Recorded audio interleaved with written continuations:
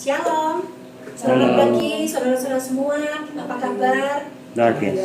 Pasti Tuhan Yesus memberkati. Penyertaan Tuhan tidak pernah berkesudahan. Biarlah pagi hari ini, di hari Minggu ini, kita boleh mempersembahkan tubuh jiwa roh kita untuk memuliakan nama Tuhan. Mari kita awali ibadah kita hari ini dengan berdoa terlebih dahulu. Terima kasih Tuhan Yesus, pada pagi hari ini kami bersyukur Tuhan untuk kesempatan yang Tuhan berikan untuk kami berkumpul bersama-sama untuk memuji memuliakan nama Tuhan, akan mendengarkan firman-Mu. Tuhan Yesus, Engkau urapi setiap kami Tuhan yang hadir, supaya Tuhan ibadah kami tidak sia-sia Tuhan, dan biarlah kami pulang dengan suatu Tuhan kelegaan dan kepuasan rohani daripada-Mu. Terima kasih Tuhan, biarlah Engkau ditinggikan, dimuliakan dari awal ibadah sampai pada akhirnya Tuhan. Terima kasih Tuhan, kami serahkan ibadah kami di dalam nama Tuhan Yesus, kami berdoa, haleluya, amin. Kita naikkan penyembahan sebab Kau besar.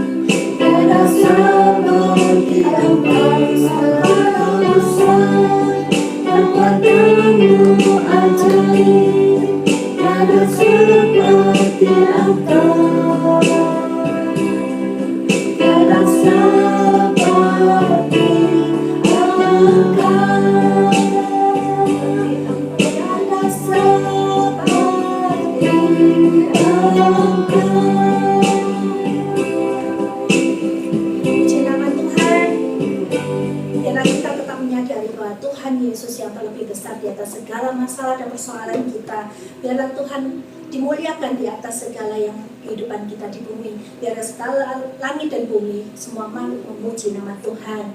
Kita pujikan langit dan bumi, pujilah Tuhan.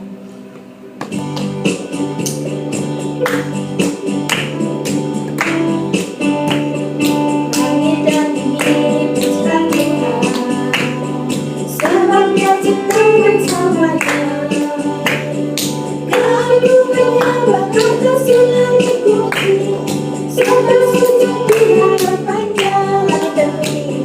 Langit dan bumi, pujilah Tuhan.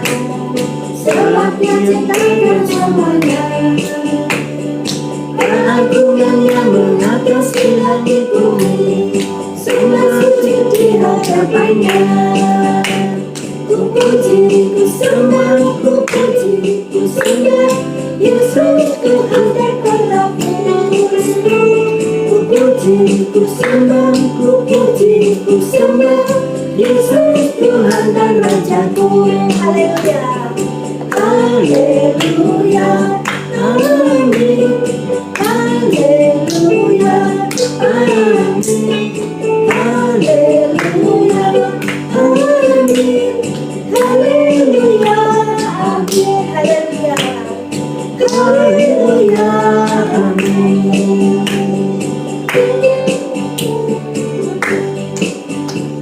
Ada sukacita saudara-saudara sekalian. Amin. Amin. Biarlah dengan sukacita yang dari saudara surga yang Tuhan berikan buat kita.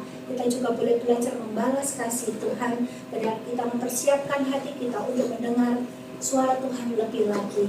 Mari kita siapkan hati dan pikiran kita untuk menyambut firman Tuhan. Kita naikkan sebuah lagu Betapa Hatiku.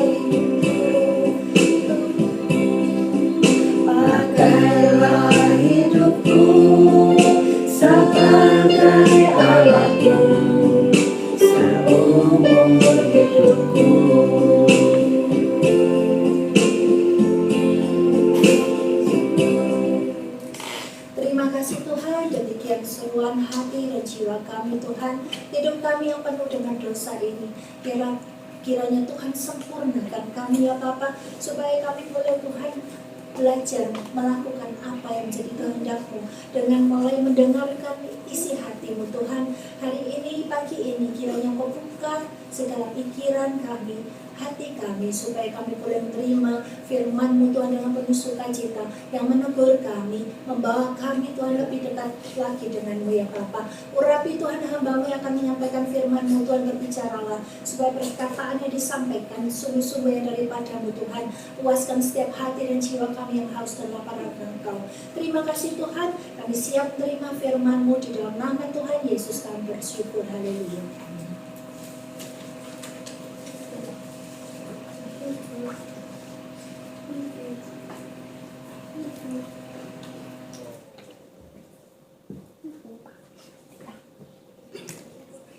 Shalom, puji nama Tuhan. Kita berjumpa kembali di dalam ibadah online ya. Tanggal minggunya 5, jadi kita yang terakhir ibadah online. Mari saudara sekalian, hari yang kemarin kita merayakan Tuhan Yesus naik ke surga. Makna Tuhan Yesus naik ke surga harus saudara benar-benar cermati bahwa apa yang saudara lakukan Yesus naik ke surga itu. Dia mengatakan, aku akan pergi kepada Bapakku dan akan menyediakan tempat bagi kamu. Setiap orang yang percaya dan yang kasih. Itulah yang hari ini benar-benar kita maknai bahwa Tuhan sudah menyediakan tempat bagi kita. Artinya tempat itu tempat yang indah. Yang Tuhan sediakan, tidak ada air mata, tidak ada kesedihan, tidak ada perkelahian, tidak ada dendam. Semuanya bagus dan indah. Kan tempat di sana satu tempat yang indah bersama dengan Bapa, itu adalah suatu tempat yang indah dan damai. Itu pesan Yesus ketika dia naik ke surga. Jadi kalau kita cermati bahwa Yesus adalah Allah yang luar biasa. Dia mati dan bangkit dan akhirnya naik ke surga. Artinya dia itu Allah yang luar biasa. Hari ini mungkin di antara kita ada yang mengalami, banyak orang-orang yang sekarang ini mengalami kebingungan. Tapi berbahagialah setiap orang yang memegang firman Tuhan dan memegang Yesus sebagai juru selamat. Mereka tidak bingung. Jangan orang miskin kalau bingung itu ya wajar. Karena dia tidak memiliki uang untuk makan saja harus mencari. Tetapi yang sekarang bingung adalah orang yang kaya raya. Yang dahulunya mereka menganggap bahwa ibadah itu nanti nomor 2. Yang penting hari ini saya mencari untung-untung begini. Tidak ada hari mulai Senin sampai Sabtu, Minggu terus mencari uang. Saudara, hari ini banyak orang yang jatuh seperti itu.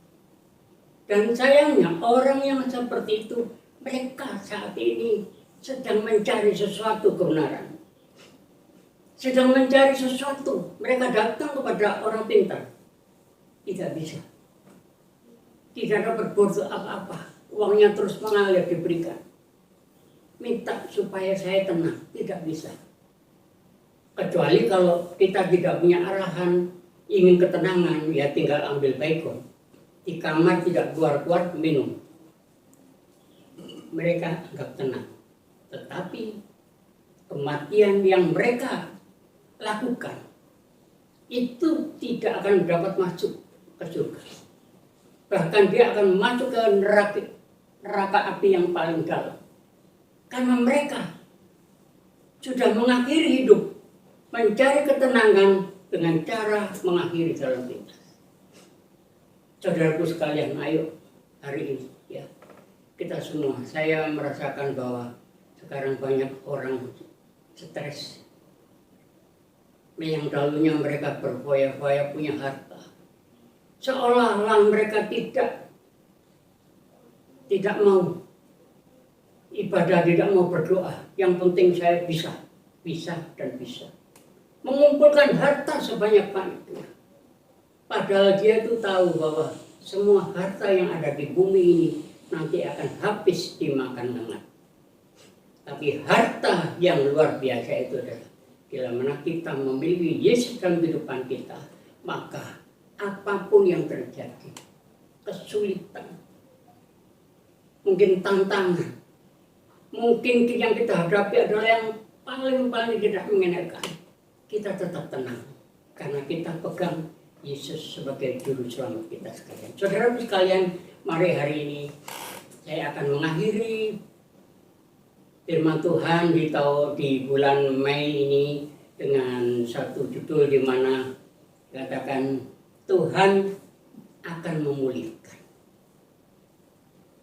arti memulihkan, artinya pasti kalau saya katakan Tuhan memulihkan, pasti ada orang yang ingin dipulihkan. Pasti ada orang yang jatuh. Pasti ada orang yang stres. Tetapi hari ini, pemulihan itu bukan hanya sekedar datang dengan kata-kata. Harus diambil tindakan. Tuhan mau memulihkan, tetapi yang dipulihkan harus juga ambil tindakan. Banyak orang ingin dipulihkan, tapi tidak mau merespon. Mungkin ada seorang yang sudah tidak bisa berbuat apa-apa, stres. Ada orang datang, hamba Tuhan datang, mau dipulihkan, mau. Mereka mengatakan mau, tapi ada syaratnya. Mau dipulihkan ada syaratnya. Harus melakukan sesuatu. Ini yang orang tidak mau, apalagi orang yang sudah kaya merasa dirinya sudah wah serba. Ini yang hari ini sangat-sangat sulit. Karena orang kaya itu sulit untuk memasuk seperti onta masuk di dalam lubang jarum. Sepertinya seperti itu. Saudaraku sekalian, kalau Tuhan mau memulihkan, kita harus merespon. Coba kita baca di dalam Yeremia ya. Yeremia 30 ayat yang ke-18 dikatakan begini. Yeremia 30 ayat 18. Begini firman Tuhan, sesungguhnya aku akan memulihkan keadaan kemah-kemah Yakub dan akan mengasihinya tempat-tempat tinggalnya. Kota itu akan dibangun kembali di atas kebutuhannya dan pur itu akan berdiri di tempat yang asli. Nyanyian syukur akan terdengar dari antara mereka, juga suara orang bersukaria. Aku akan membuat mereka banyak dan mereka tidak akan berkurang lagi. Aku akan membuat mereka dipermuliakan, mereka tidak akan dihina lagi. Anak-anak mereka akan menjadi seperti dahulu kala, dan perkumpulan mereka akan tinggal tetap di dalam hadapanku. Aku akan menghukum semua orang yang menindas mereka. 21. Orang yang mementerah atas mereka akan tampil di hadapan mereka sendiri, dan orang yang berkuasa atas mereka akan bangkit dari tengah-tengah mereka. Aku akan membuat dia maju dan mendekat kepadaku. Sebab siapakah yang berani mempertaruhkan nyawanya untuk mendekat kepadaku, demikian firman Tuhan. Maka kamu akan menjadi umatku dan aku akan menjadi Allahmu. Lihat, angin badai Tuhan, yakni kehangatan murka, telah keluar menyambar angin puting beliung dan turun menimpa kepala orang fasik. Murka Tuhan yang menyala-nyala itu tidak akan surut sampai ia telah melaksanakan dan mewujudkan apa yang dirancangnya dalam hatinya. Pada hari-hari terakhir, kamu akan mengerti hal itu. Di dalam 12 jelas, kalau orang mau dipulihkan, Yesus berkatakan, kamu akan menjadi umatku. Syarat mutlak. Menjadi umatku adalah orang yang mau dipulihkan. Bukan dengan label KTP Kristen. Bukan. Tuhan tidak mau. Kalau kita mau dipulihkan, dikatakan kamu akan menjadi umatku dan aku akan menjadi Allahmu. Artinya tidak boleh mendua. Banyak orang ingin datang ke gereja, tetapi dua kepala. Yang satunya hamba uang, yang satunya Tuhan. Mana? Tidak bisa berjalan. Tapi kalau kita mau dipulihkan, kamu akan menjadi umatku, artinya menjadi umatku menurut apa yang Tuhan perintahkan. Dan akulah Allahku, artinya 100% menyerah pada Tuhan. Engkaulah Allahku yang luar biasa. Saudaraku sekalian, memang ini kadang lucu. Banyak orang mengaku Kristen tetapi tidak merasa dia umat Tuhan. Bagaimana umat Tuhan? Artinya mau menjadi contoh teladan di tempat mereka berada. Dalam berikut ini bangsa Israel dan bangsa Yehuda dipulihkan Tuhan. Karena apa? Bangsa Israel dan bangsa Yehuda ini sudah kepalang tanggung masa dalam dosa. Yang dahulunya mereka setia beribadah, tapi tidak ada ibadah. Pesta pora, kawin mengawinkan, semua dihalalkan. Tuhan sudah memperingatkan melalui firman-Nya, tapi tidak dianggap. Dan terakhir dia katakan, dia telah mengecewakan Tuhan dan telah lari di hadapan Tuhan. Akibatnya mereka dibuang ke Babel. Babel adalah satu kota yang rusak parah. Orang yang tidak bisa dikendalikan, tidak takut hukum. Selama berapa? 70 tahun. Ini bangsa Israel dan Yehuda ini dibuang ke Babel karena sudah parah. Tidak menggerakkan Tuhan, dibuang selama 70 tahun. Disatukan dengan orang-orang jahat. Mereka diserang satu penyakit. Inilah yang menjadi mereka tadi tidak berbuat apa-apa. Mereka bisa mencari uang, katakan, meskipun tidak ada Tuhan, tidak ibadah, tidak berdoa, dan tidak membaca firman. Saya bisa mencari uang, kaya raya, makan, minum, dengan cari uang semudah mungkin. Inilah ciri-ciri orang yang seperti ini. Kalau kita berbahagia, saya dan saudara sekalian hari ini, Jemaat Soal Gratia, Kaliputul macam, berbahagialah saudara. Mungkin di dalam, kalau mereka kita dibandingkan dengan orang-orang yang kaya-kaya, tidak ada apa-apanya. Mereka dibuang pada Babel, disendirikan, tidak mengindahkan firman Tuhan, tidak mengindahkan, tidak mau berdoa. Maka Tuhan memberikan yang paling parah, yaitu satu penyakit. Dan penyakit ini penyakit yang parah. Artinya seperti luka-luka, tapi tidak mengering, tapi basah terus rusak. Akhirnya di situ dia baru bertobat. Dia minta kepada Tuhan, Tuhan, kalau tadi lihatkan ya, coba dilihat. Pada waktu itu mereka berseru kepada Tuhan, minta kesembuhan, dan mau bertobat dan memandang kepada Tuhan, dan mohon belas kasihan kepada Tuhan. Tuhan berjanji untuk memulihkan. Tadi yang dikatakan ini, tadi kan, kamu akan menjadi umatku dan aku akan menjadi kamu. Lihatlah angin badai, kehangatan muka.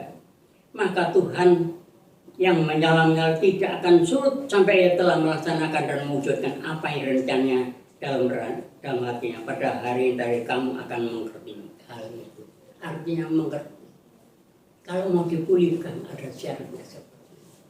Saudaraku sekalian, bangsa Israel dan bangsa Yehuda itu adalah bangsa yang kasih Tuhan.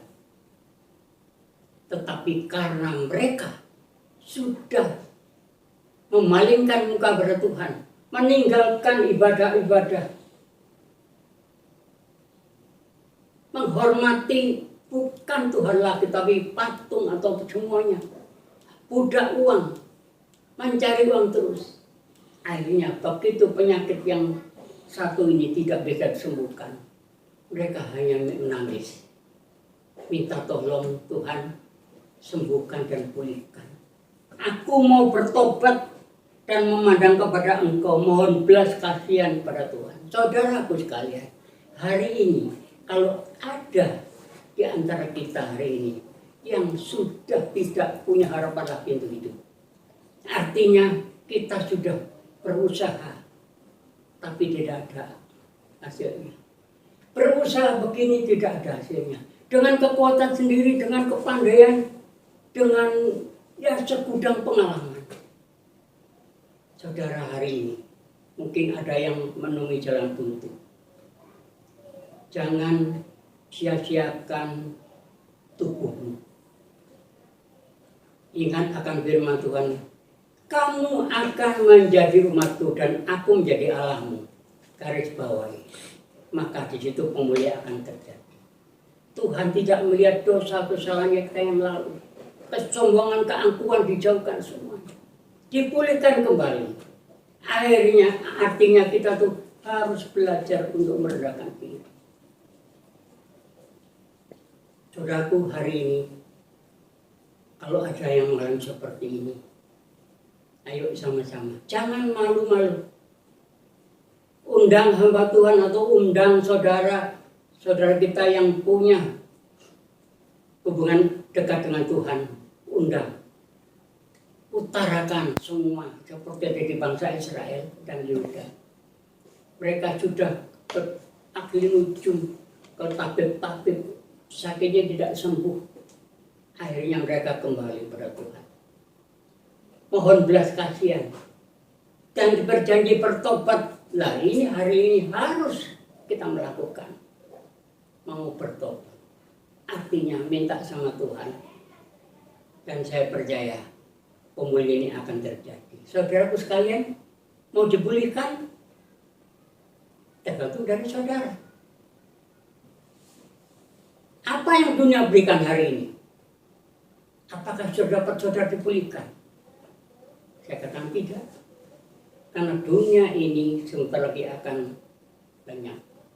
Tapi firman Tuhan tetap akan ada. Dan sampai selama. Saudaraku sekalian, mari hari ini mungkin di antara kita ada yang mengalami sesuatu. Jangan malu-malu.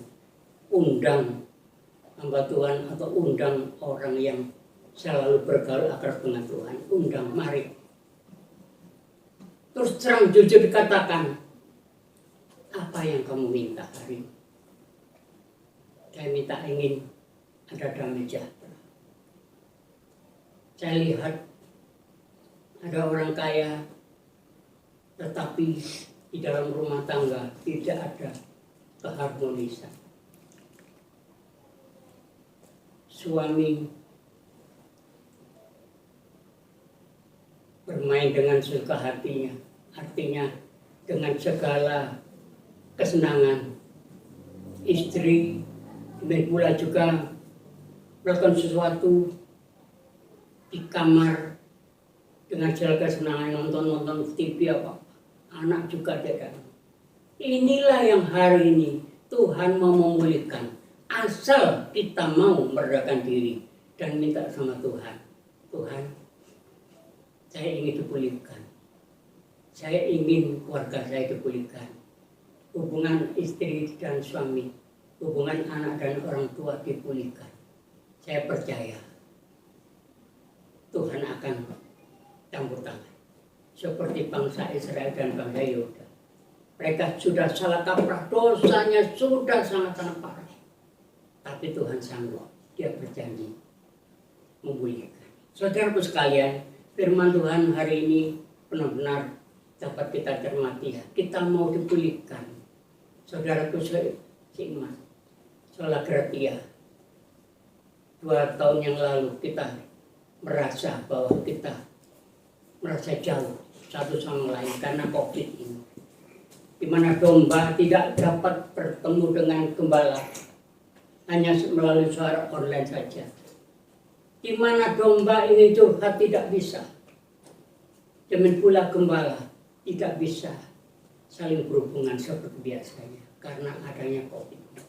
Tapi hari ini Tuhan sudah memberikan arahan, ya. Kita dipulihkan kalau kita mau dipulihkan. Ada respon. Ada di sini ada 4 hal. Kalau kita mau dipulihkan ada 4 hal yang harus kita benahi, yang harus kita cermati. Yang pertama di sini adalah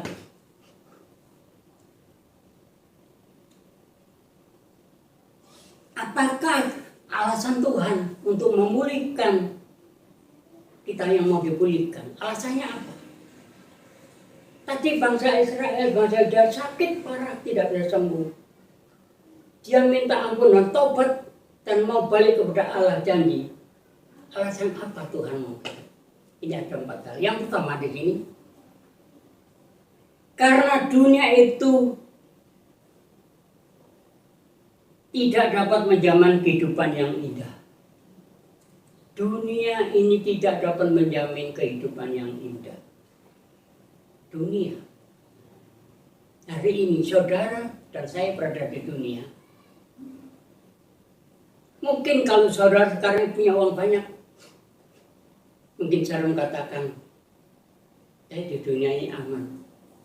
Saya di negeri Indonesia ini aman, usaha saya aman.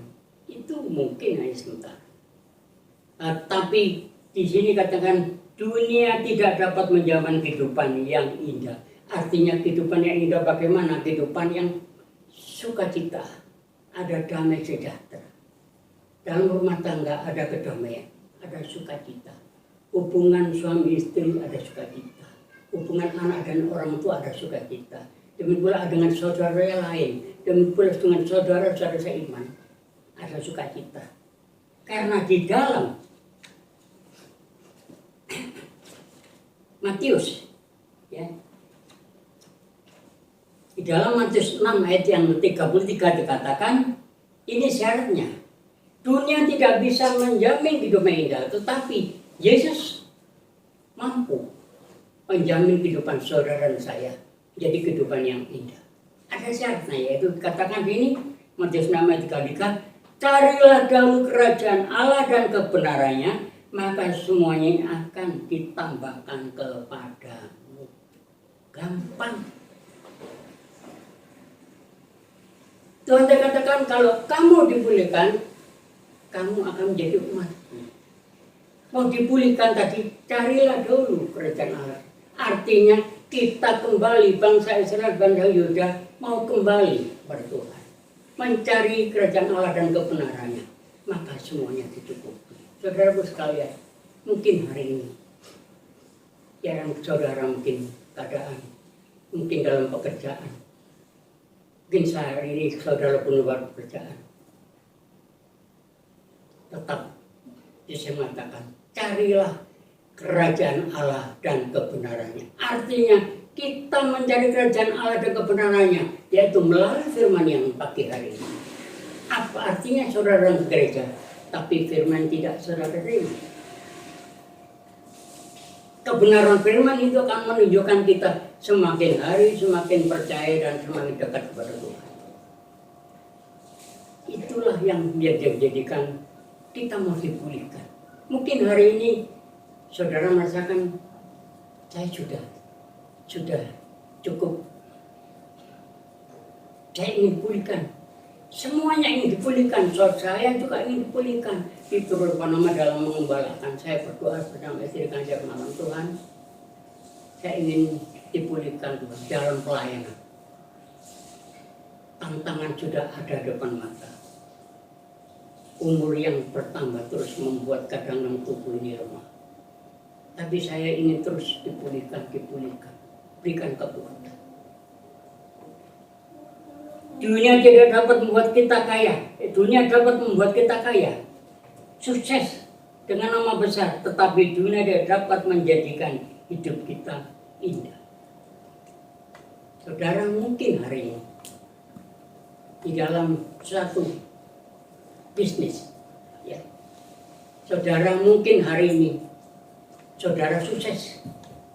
Saudara bisa berbisnis dan mendapat gaji besar. Tetapi itu hanya sementara.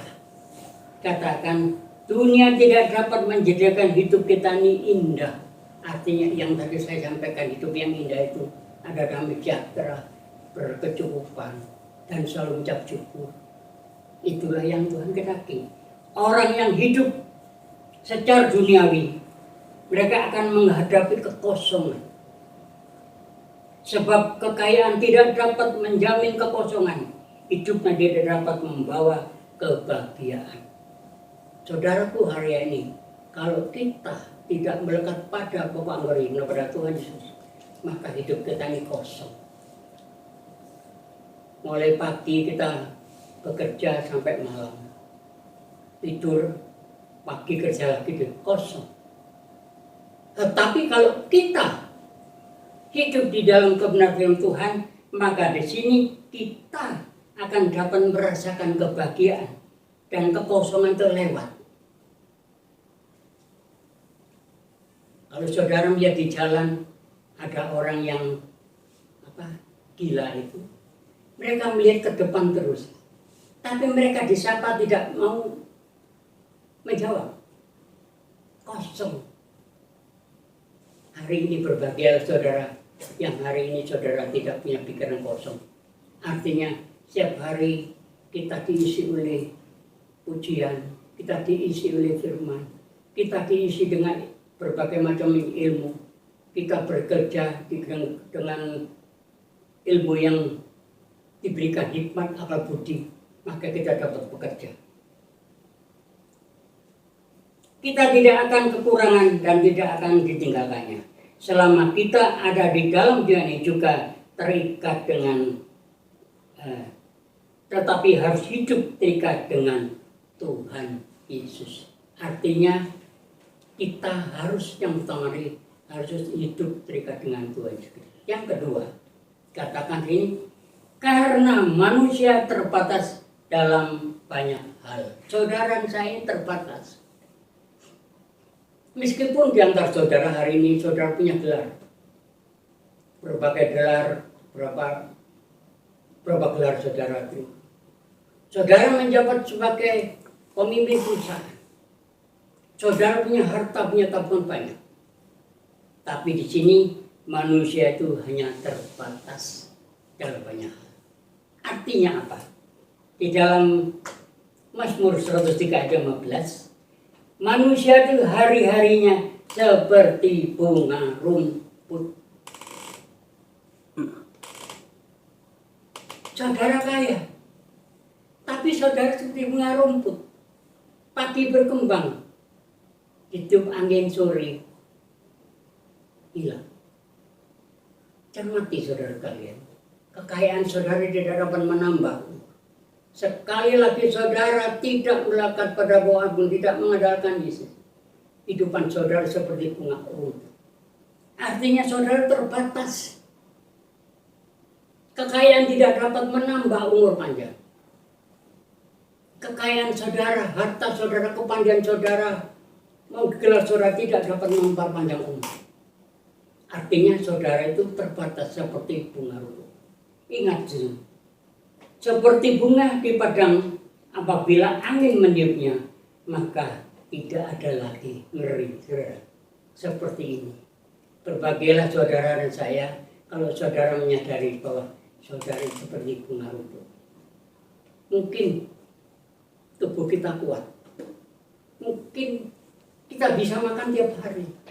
Mungkin kita banyak uang.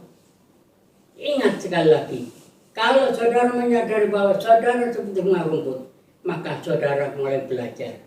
Tuhan, inilah hidupku. Pagi hari bangun bersyukur pada Tuhan. Artinya Tuhan masih memberikan kita kesempatan untuk menikmati hari. Besok tidak tahu. Kalau kemarin saya lihat ada orang enak-enak di dalam rumah bersama anaknya. Mereka hidup di dalam, berada di bawahnya villa. Atau villa itu nggak ada hujan, nggak ada angin, langsung roboh yang atas. Mereka tertimbun, anak dan istri. Bunga rumput. Itulah yang menjadi pikiran kita hari ini. Saudara hanya terbatas. Oleh sebab itu mari kita sama-sama. Semua manusia berdosa, tapi tidak dapat lepas dari dosa dengan kekuatan diri sendiri. Kita mau melepaskan dosa kita tidak bisa dengan kekuatan diri. Contohnya, orang sering mencuri. Setelah dia di penjara, mereka ingin berhenti untuk mencuri. Tetapi sangat berat. Artinya, mereka untuk meninggalkan mencuri lagi itu berat. Tetapi ketika orang itu sangat-sangat membutuhkan, mencari pekerjaan ditolak, kesana kemari tidak ada pekerjaan yang mau menerima, maka terbenaklah pikiran, saya akan mencuri lagi. Itulah yang saya anggap bahwa manusia itu terbatas. Ini yang saya sebut manusia itu terbatas. Kehidupan di dalam keluarga di mana suami itu pekerjaannya mencuri dan dia berjanji untuk bertobat ketika keluar ini bertobat mengatakan bahwa istri dan anaknya. Tetapi ketika pada waktu keluarga itu membutuhkan uang untuk bayar sekolah atau apa-apa, mereka tidak dapat berubah. Mereka ingin ada kesempatan mereka mencuri lagi. Itulah sifat manusia terbatas. Dan ketika kita menjadi lemah, maka kita harus datang pada Tuhan dengan polos dan tulus, maka Tuhan akan memulihkan kita. Artinya yang tadi kehidupannya sering mencuri, sering mengambil bertobat kepada Tuhan, maka dengan polos kata Tuhan, saya ingin dipulihkan. Berikan saya hikmat akal budi supaya kamu tidak mencuri lagi. Di situ tangan Tuhan turun. Maka orang yang tadi sering mencuri, akhirnya dia diberikan pekerjaan oleh seseorang melalui Tuhan. Maka di situ mereka tidak mencuri lagi. Manusia serba terbatas. Yang ketiga, pemulihan tanpa Tuhan akan menuju kebinasaan. Ayo saya katakan lagi tadi, kalau ada orang yang saat ini sudah jatuh dan stres, kosong mukanya, mereka ingin dipulihkan, tapi mereka datang pada orang yang punya ilmu, datang pada guru spiritual, datang kepada orang yang pintar, sudah setor uang, akhirnya binasa. Tetapi di sini pemulihan tanpa Tuhan akan menuju kebinasaan. Di dalam Ayub 42 ayat 10 kita lihat Ayub kaya raya, istrinya cantik, anaknya juga pada waktu itu ikut sering ibadah kepada Tuhan. Tapi begitu mereka sudah kaya raya, lupa pada Tuhan, maka disitulah kehidupan Ayub dihancurkan. Anaknya meninggal, istrinya meninggalkan Ayub di dalam keadaan dia sakit yang tadi seperti bangsa Israel ditinggalkan. Pemulihan tanpa Tuhan maka itu akan sia-sia. Dikatakan Tuhan memulihkan keadaan Ayub setelah ia meminta doa untuk sahabatnya, dan Tuhan memberikan kepada Ayub 2 kali lipat dengan harta yang sudah hilang. Artinya 2 kali lipat dipulihkan. Maka disitulah hari ini saya katakan, ayo kita sama-sama untuk belajar supaya kehidupan kita dipulihkan Tuhan. Yang keempat dikatakan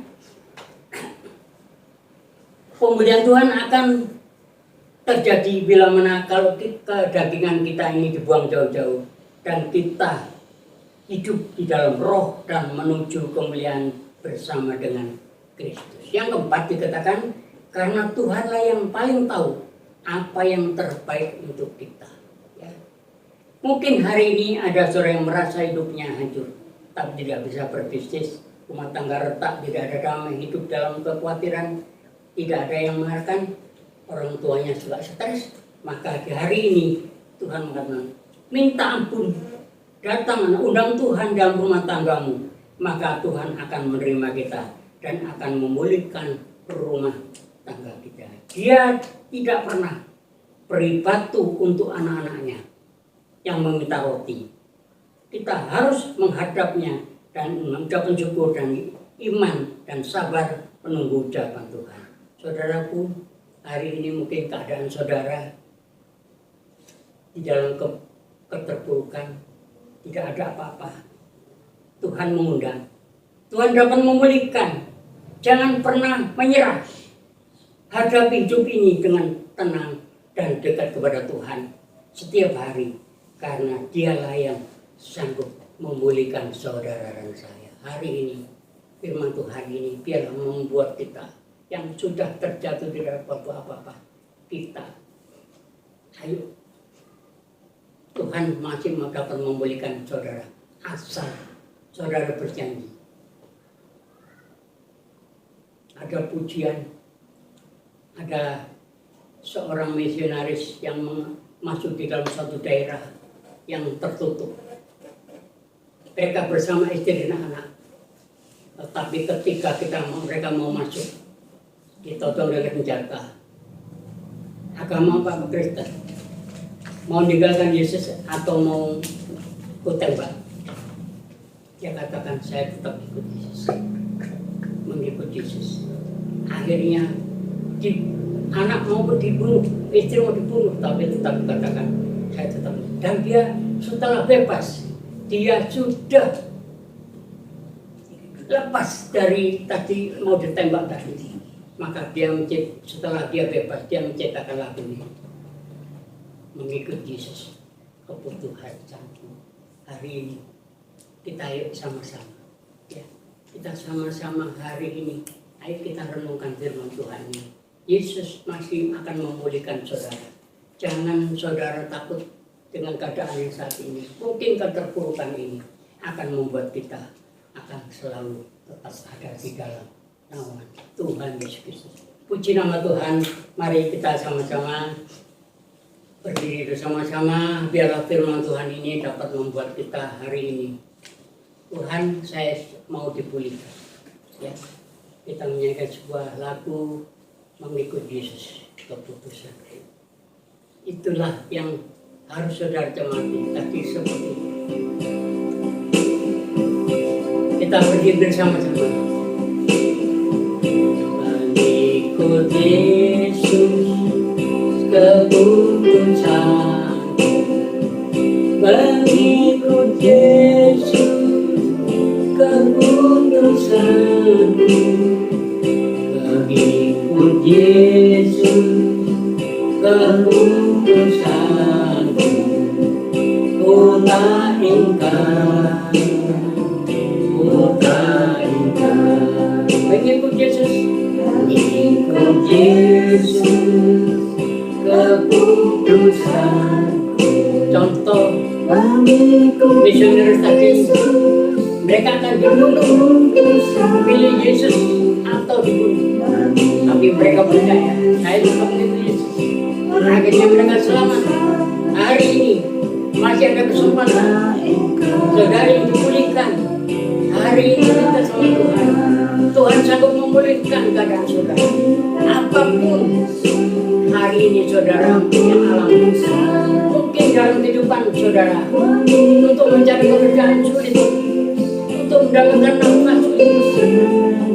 Yesus mengatakan, jika kamu menjadi umatku dan aku Allahmu, maka aku sanggup memelihara.